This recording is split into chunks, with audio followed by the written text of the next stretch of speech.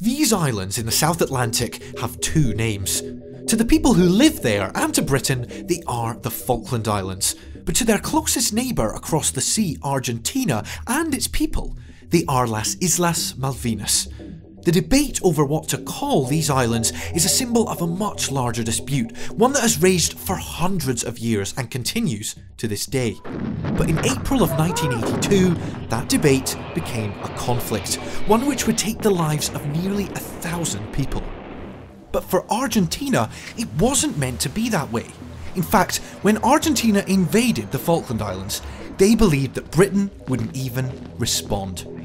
In this 5-episode series, we're going to take an in-depth look at the Falklands Conflict, with individual episodes exploring the fighting at sea, in the air and on land, plus an exploration of how the Falklands Conflict impacted the modern world. But first, we need to understand why the war happened in the first place. Why did Argentina believe they could take the Falklands without a fight? What was the invasion actually like? And why did Britain choose to fight for these islands 8,000 miles from home? Situated in the inhospitable South Atlantic Ocean, the Falklands provide a valuable strategic location to rest and refit. The British first arrived in 1690, but left the islands uninhabited until the late 1700s, when they were occupied at different times by France, Britain and Spain. Britain erected a plaque claiming ownership of the islands, but left a few years later, leaving the Spanish in control, as they were in much of South America. When that Spanish colony fell apart in the early 1800s, Argentina instead lay claim to the islands. But not before, in 1833, British Marines returned to reassert British rule for good. Argentina continued to claim the land, but the Falklands were governed, along with South Georgia and the South Sandwich Islands, as the Falkland Island dependencies into the 1980s. About half the population of 1800 live in Stanley, the world's most southerly capital. The remainder live in what is called the camp, comprising sheep farms. The climate, most charitably described as invigorating, is harsh. The people are all of UK origin, many being the descendants of settlers who first came to the islands over 150 years ago. The Queen's representative is the governor, appointed from UK. He's the senior civil administrator, to whom the island's elected council is responsible. So this is the dress uniform of the governor of the Falkland Islands, Rex Hunt, later Sir Rex Hunt. And indeed there are many postings around the world today where diplomatic staff are required to wear ceremonial uniforms exactly like this. It's meant to evoke symbols of power, evoke symbols of control, represented and embodied in the figure of the governor, quite a powerful symbol of both the way in which the islanders saw their relationship to the crown and the way in which the Argentinians viewed the presence of the British as some kind of imperial hangover or legacy. Since the end of the Second World War, most of the world, including Britain, had been decolonising. The Argentinian government expected the Falklands to pass to their control, as so many other territories had around the world, from former coloniser to former colony. In 1965, the UN issued Resolution 2065, recognising the sovereignty dispute and asking the UK and Argentina to find a peaceful solution. It was a problem that the British government would rather not have had. The Argentinian claim was based both on the idea of territorial integrity, the idea that the islands are part of Argentina's land, and on a sense of injustice, that the British presence was an imperial relic with no place in the modern world. So what we have here is a letter from the museum's collection. It was sent to the museum, and I suspect there were many sent to other institutions. It lays out the reasons why Argentina have staked their claim. It talks, for example, about Argentina being a self-governing country since 1816. It talks about a constitution, it talks about being a friendly society. And it kind of crystallises that argument with this line. All those countries have asked themselves, how can Great Britain pretend that those islands, 7,000 miles away from Great Britain and so near Argentina, are British? So in theory, this should be, based on the principle of that claim, relatively straightforward. But of course, it's not straightforward, because there is a competing moral claim, and that, of course, comes from the people who actually lived there, the islanders themselves. The Falkland Islanders wanted nothing to do with the proposed decolonisation process for two main reasons. Firstly, they were descended from and saw themselves as British citizens. It was part of their identity. And secondly, no matter how close Argentina was, nor how much they depended on it for supplies and communication, Argentina was not, at that time, an appealing alternative. Since the mid-1970s, Argentina had been led by a right-wing authoritarian government known as the military junta. With the support of successive US governments determined to root out communism in South America, people deemed enemies of the state were treated appallingly. Around 30,000 citizens, known as the Disappeared, were murdered, some of them drugged and thrown into the ocean, in what became known as the Dirty War. Argentina had also come close to war with Chile in a dispute over the Beagle Straits, and as social unrest grew, economic issues developed as well. Suddenly the situation was murky. Britain might once have been an imperial power, but it was now a democracy. And on the other hand, Argentina had shaken off European imperial rule, but it was now a military dictatorship with real issues. So in the face of all of these problems, one thing is potentially offering itself to the junta as a solution, and that is to focus the attention of the people on a historic injustice. By 1982, the government, the press, the people of Argentina have been describing the Falklands in increasingly desperate terms. One Argentinian general described it as the open wound on Argentina's soul. And if the Falklands to the Argentinian people is a historic injustice, then perhaps that is something that can unify a nation and provide an externally focused way of moving on from the horrors of the Dirty War. Throughout the 1970s, the British and Argentinian governments continued to negotiate over the Falklands, whether the islanders liked it or not. The British had an economic crisis of their own and were looking for ways to offload the costs of supporting the islands. Some proposals included a Hong Kong-style deal, which would see the islands transferred to Argentina and then leased back to Britain for a period of time. Another was simply to pay each Falkland Islander to move to New Zealand, but neither of these ever got off the ground. Though there was some distrust between the islanders and the British government, the islanders' lobby in Westminster was strong and ensured that their wishes were never off the table. That meant that the British and Argentinian governments were fundamentally opposed. On one side, a claim based on territorial integrity and a perceived historical injustice, and on the other, a claim based on historical precedent and the rights to self-determination. Their views were simply incompatible. With the Falkland negotiations going nowhere, the British government had few options. They could turn the Falklands into a fortress with an increased military presence and essentially rule out Argentine possession. But it was feared that this would not only be an expensive drain on Britain's forces, which were already committed to NATO, but also that it might provoke the Argentinians into military action. So instead, the British chose to continue negotiating and hope that circumstances would change and things would work themselves out in the future. But of course, this is all about messages sent and messages received. So with all of these considerations, not just about what the governments of Argentina and Britain say, but what they do becomes increasingly important as each side tries to second guess what the other is about to do. And I think one of the most interesting examples of that deliberation, that dilemma that the British government found itself in, we can see in Hangar 3 here at Duxford. The signals which Britain sent during the negotiations would eventually convince Argentina to invade the Falklands. Perhaps the clearest was that they were prepared to negotiate at all. It implied that Britain was at least willing to consider transferring the islands, despite the feelings of the islanders. The British government position did harden with the election of Margaret Thatcher in 1979, but with the Foreign and Commonwealth Office handling negotiations, those changes took time to filter through. The issues remained as polarising as before. Another clear symbol came from the defences on the Falklands themselves, or the lack thereof. Just 40 Royal Marines defended the islands, and defence cuts were about to make things even worse. So we're now next to the Westland Wasp helicopter. Now, Wasps were a Royal Navy helicopter that was small enough and agile enough to operate with very limited room, very small hangars, so they folded away quite neatly.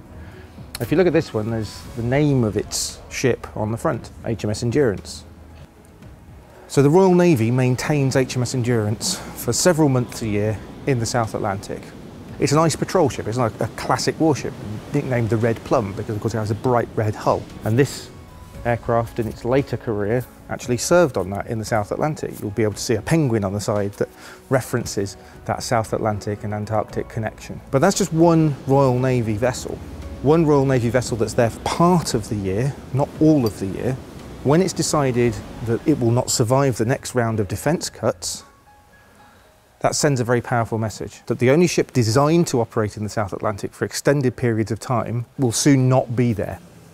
For Argentina, it seemed that Britain's commitment to the Falklands was weakening. In 1976, the Argentinians had established a military base on southern Thule in the Sandwich Islands, which Britain owned. But the response had been minimal, as the British were worried about provoking the Argentinians. Then, in March of 1982, things went a step further. When Argentinian scrap metal workers landed on South Georgia to dismantle the old whaling station, they were accompanied by Argentinian Marines who erected an Argentine flag. In response to this direct threat to British sovereignty, HMS Endurance was dispatched with 22 Royal Marines. The flag was taken down, but HMS Endurance was then ordered to hold off. For Britain, the response to all these crises had been proportionate, but to the Argentinians they appeared token at best. All this pointed to one glaring conclusion, that an invasion of the Falklands would meet no British counter.